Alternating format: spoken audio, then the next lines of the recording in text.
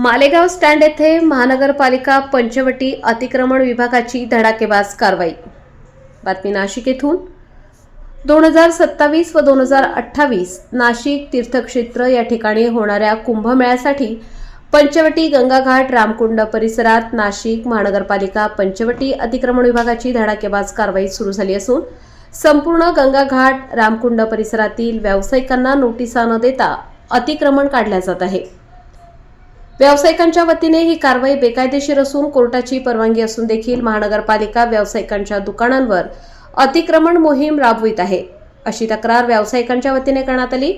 तसेच कालावधी न देता ही अतिक्रमण मोहीम होत असून एक प्रकारे व्यावसायिकांवर हा अन्याय आहे।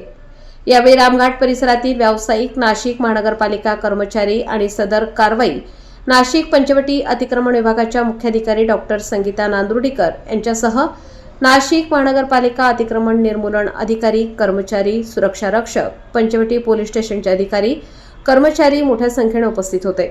वृत्तसंकलन रफिक सय्यद।